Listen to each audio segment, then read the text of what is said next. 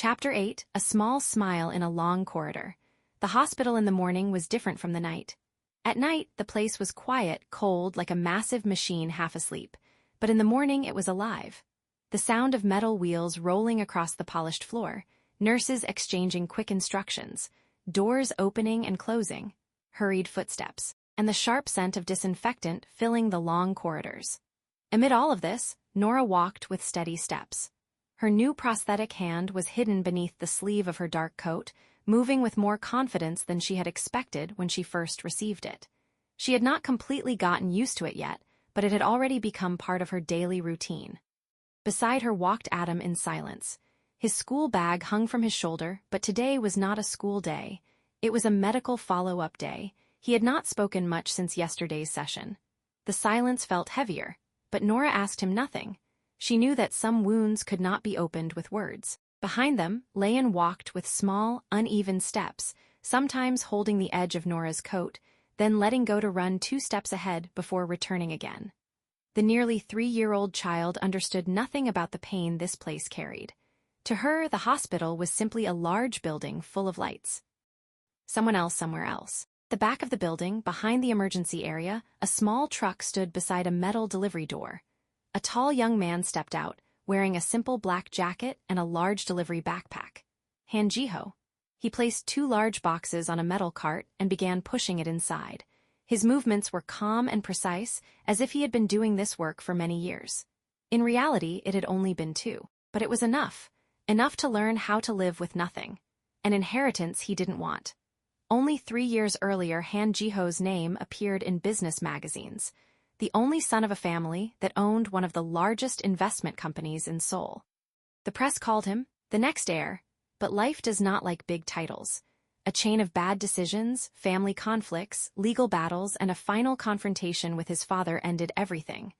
The money, the name, the family, all gone, or perhaps he chose to leave them, but losing money was not the real problem. The real problem was the question that remained afterward. Who is Han Jiho? Without money, the question never left him, not for a single day. Now he worked for a small delivery company. Most of his day was spent riding a bike. No friends, no family, no one waiting for him, but the real problem wasn't poverty.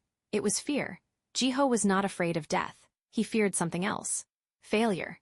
Failure to prove to himself that he could be someone of value without anything. The children's corridor. On the 3rd floor of the hospital, Nora waited for Adam's new evaluation session to finish. The room door was closed. The therapist was inside with him. Nora sat on the bench outside. Layan was playing near the large glass window. The corridor was long, very long for a small child.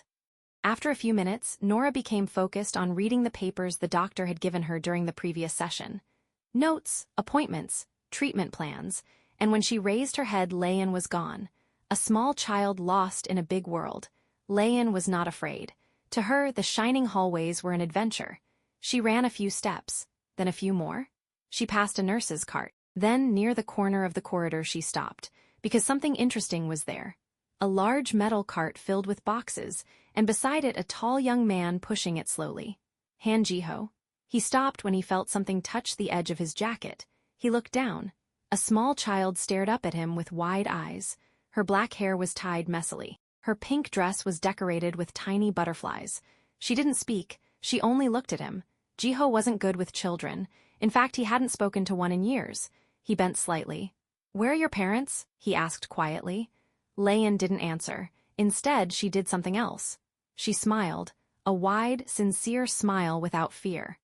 The smile of a child who knows nothing about the world. Jiho froze for a moment, something simple but strange to him.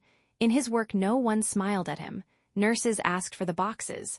Doctors walked past him. Everyone was busy. But this child smiled at him as if he mattered. After a moment, he asked, "Did you get lost?" She shook her head a little, though she didn't seem worried. Then she lifted her small hand and grabbed his finger, as if it were the most natural thing in the world. Jiho looked at her hand, then at the long corridor. He sighed quietly. "Well, I guess I'm a babysitter now." Nora. At that same moment, Nora was walking quickly through the corridors. Her eyes scanned every corner. Her voice was low but sharp. "Layan." No answer. Her steps quickened. Fear did not appear on her face, but something heavy moved inside her chest. The world had taught her one thing. Children could disappear in a moment. The encounter. At the corner of the corridor, she stopped. There was Layan, standing beside a tall young man, holding his finger, looking up at him and laughing. Nora paused for a moment. Her eyes moved quickly, assessing the situation, the child, the man, the distance, all within a single second. Then she approached. Jiho noticed her immediately. The way she moved was not the way an ordinary mother moved. It was the movement of someone used to evaluating danger. He spoke calmly. "Is she your daughter?" Nora didn't answer right away. She bent first and lifted Layan into her arms. The child laughed. "Nora." Only then did Nora raise her eyes toward him. For the first time, Han Jiho saw her face clearly.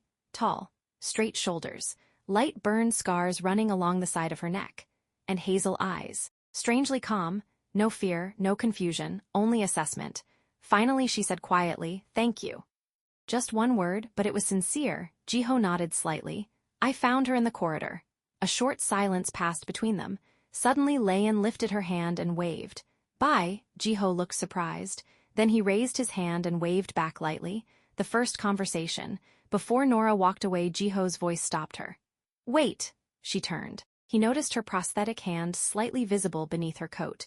He didn't stare. He didn't ask. He said quietly, "Children get lost easily here." Nora looked at him for a moment, then replied in a low voice, "I know." A brief silence, then he added, "The hallways are long, it's hard to tell one direction from another." Nora said, holding Layan in her arm, "But they usually come back." He looked at Layan with a slight smile, then said, "Maybe because someone is looking for them." Nora didn't reply, but her eyes stayed on him a moment longer than usual, as if trying to understand him. Then she said quietly, "My name is Nora." After a short moment, he answered, "Han Jiho." Layan suddenly raised her hand and shouted playfully, "Jiho." Her childish pronunciation brought a smile to his face, small, but it was the first genuine smile he had had in a long time. The beginning of balance. That day nothing big happened. No disaster, no breakdown, but something small changed. A little child smiled at someone who hadn't been smiled at in years, and a man who believed his worth depended on money discovered that a child's smile might be more genuine than anything he had ever bought. As for Nora, she noticed something else. The young man standing before her did not look at her scars. Did not ask, did not pity her. He simply treated her like a normal person, and that was very rare in her world, and somewhere in that long corridor. The threads of a new story began to form slowly. Not between Nora and Jiho, not yet, but between Jiho and Layan, because some relationships in this world do not begin with words, but with a small smile in a long corridor.